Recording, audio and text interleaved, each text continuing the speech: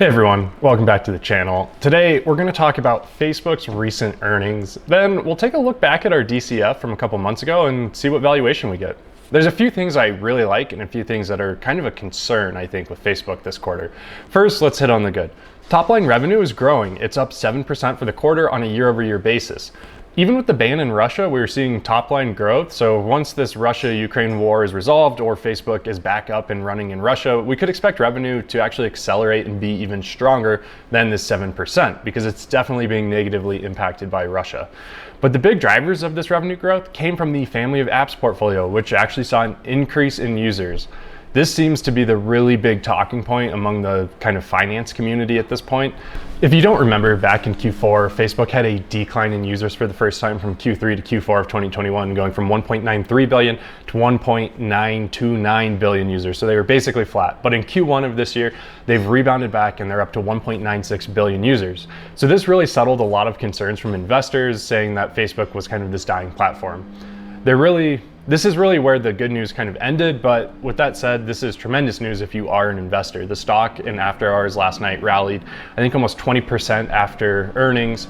So now let's move on to a few more of the concerning things that I saw, and this is the expenses. They provided guidance for the full year of expenses to be around 87 to 92 billion. That would represent about 68% of revenue based on my latest model and kind of how the revenue is trending, with revenue coming in at about 132 billion for the year. This compares to last year where expenses were actually only 60% of revenue. The big piece here is going to be stemming from Reality Labs and headcount growth. Year over year, headcount is up 30% in Q1, and they've been making significant investments in the Reality Labs through R&D and also through capital expenses. And this takes us to the second piece, which is their investment in capital expenditures.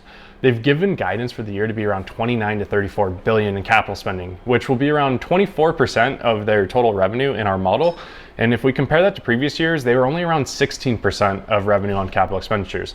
They're really doubling down on Reality Labs. So if you don't believe in this Reality Labs play, Facebook might not be the best play for you. So now let's hop on over into our DCF and input the corporate guidance we received and see what kind of valuation we get. So to start, I've actually left revenue growth the same as my previous model, around 13%. I think this is reasonable, but now I've layered in expenses, COGS, SG&A, and R&D to reflect the kind of corporate guidance between 87 and 92 billion. I've then adjusted capital expenditures as well to be in line with guidance of 29 to 34 billion. Now this covers our 2022 assumptions, but for future years, I've layered in efficiencies, assuming they will still be spending more in incremental dollars, but slightly less as a percentage of revenue, making the assumption that they will basically grow revenue faster than they are going to grow these expenses. And with these assumptions, I get a valuation between 535 and 590 billion. That is about where the market is trading after hours, and actually this morning it opened up as well. So this updated DCF is significantly lower than my prior a couple months ago, just due to the increased cost that Meta has highlighted in their recent earnings announcement.